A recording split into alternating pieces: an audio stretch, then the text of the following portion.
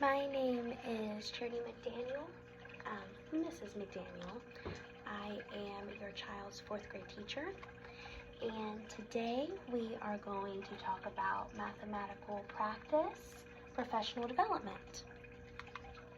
So, there are standards that teachers that teach math must meet, and there are 8 of them. We're going to go through the list of what these standards are and how students can perform them. So number 1 is make sense of problems and persevere in solving them.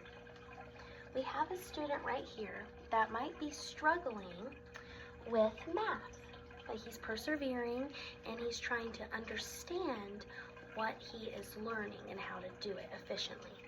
So students learn to understand problems, find a solution path, and keep going when challenges arise. We want students to continue to try and solve problems even when they do not understand it, so then they can eventually understand it through learning. The best way to learn is to do and to see through modeling. Number 2, reason abstractly and quantitatively. So here this little guy is saying, I can make sense of quantities and use math symbols, numbers, and words to represent and solve problems.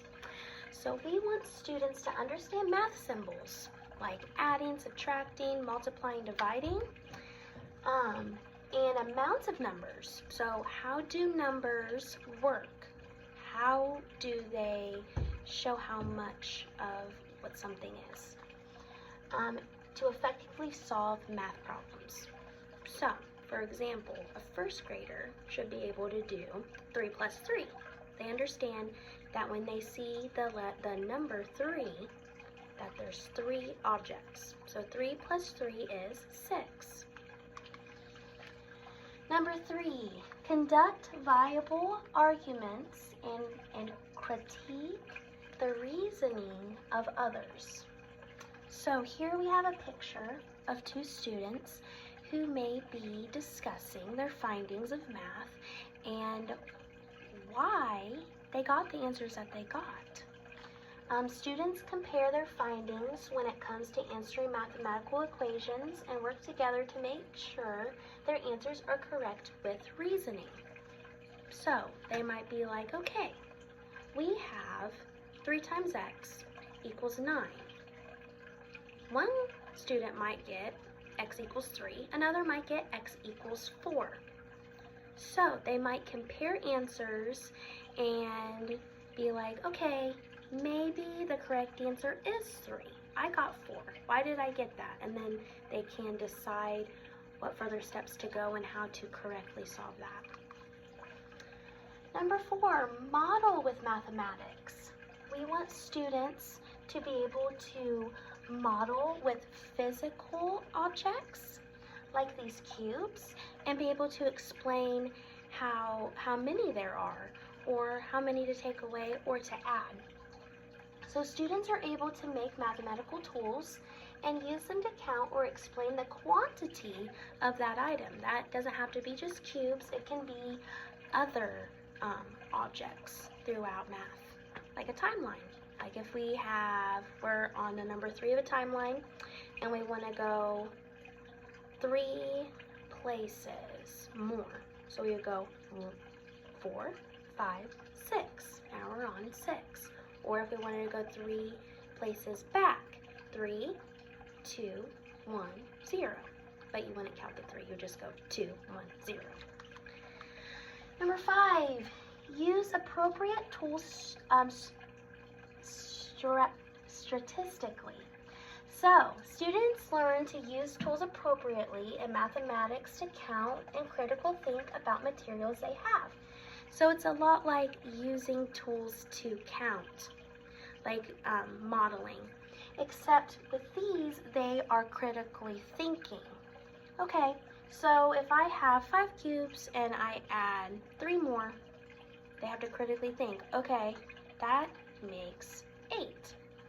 So it's taking what they've learned on paper and applying it to the physical world. Number 6, attend to precision. This picture up here, this little boy is saying, I can communicate precisely what I'm doing and explain my thinking using mathematical language. So with this one, they are not only solving problems, but they're able to explain how they got the answer that they found.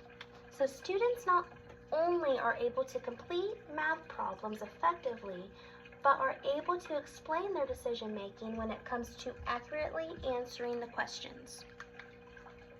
Number 7, look for and make use of structure. So with this one, students use what they already know about about a math problem to help them in answering questions step by step.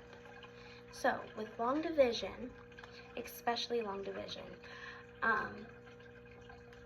it's a little challenging for 4th graders. So there's a lot of steps that go into it. So the first thing that we nail down is division. So 6 divided by 2 equals 3. So if I was to make that into a big long division problem, they know that the first step is dividing. So they can just take the steps that they know and apply it to bigger problems. Because first step is divide, then multiply. They should already know how to multiply because we learned that early on. And then subtract, bring down, and then if there's nothing else to bring down, remainder. So it's step by step by step of things that we've already learned.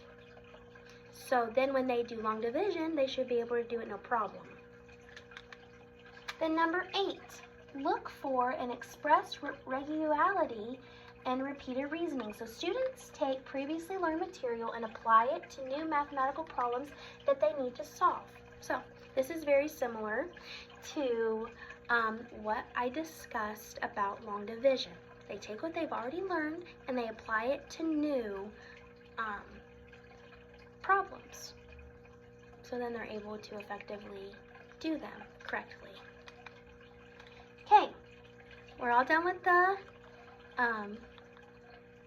standards. Now we are going to talk about technology tools to help with math. One that I love to use with my students is Kahoot. So Kahoot can be used in 3 ways. It can be used for instruction, practice, and assessments. It can be used in instruction to help students learn more about the skill that we are learning in a fun way. So this game allows them to compete against each other to see how good they are at answering questions about math, and it's timed. It can be used for practice with reviews. I use Kahoot a lot for reviews before quiz and tests. And then assessments, it can be used for a fun quiz because I can see what answers students get right and what answers students do not get right. So it allows me to give them assessments in fun ways, especially formative assessments. So another technology tool is Renaissance Freckle. We use Renaissance Freckle every single day here. There's the picture. We use Renaissance Freckle every single day in the classroom. So the way that I use it for instruction is I assign them Freckle every single morning to get them more familiarized with what we've been learning. So it can also be used as homework. Practice, we can use them for review games for assessments and like quizzes or upcoming tests. And then they take Star Math on Freckle.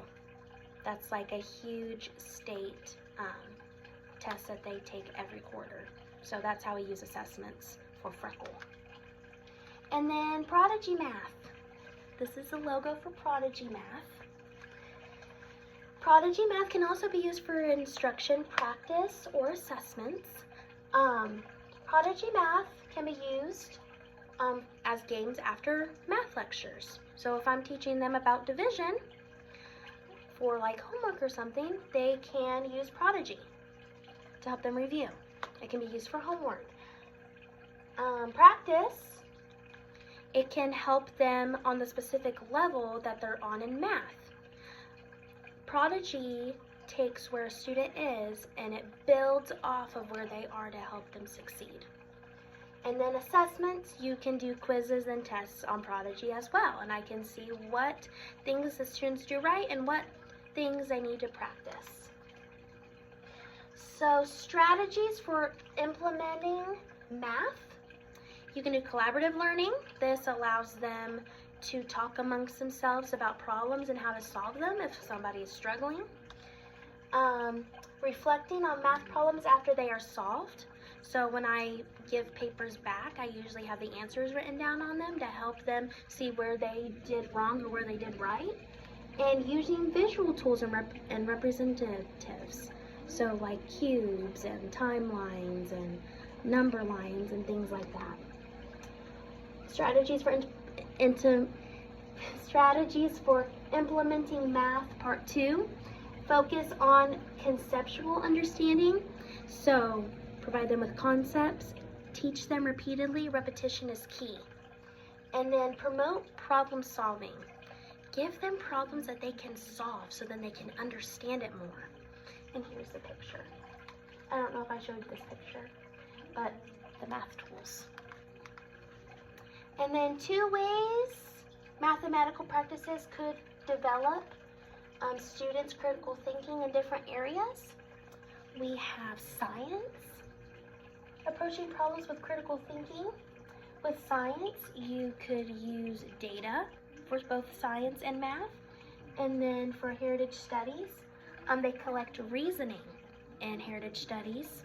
And we say heritage studies at my school. It's social studies for others. But they collect reasoning for social studies in both science, in both math and social studies. So, and then here are my resources. Over here too so you can see them. Well, that's the end of my video. I hope you have a great day. God bless.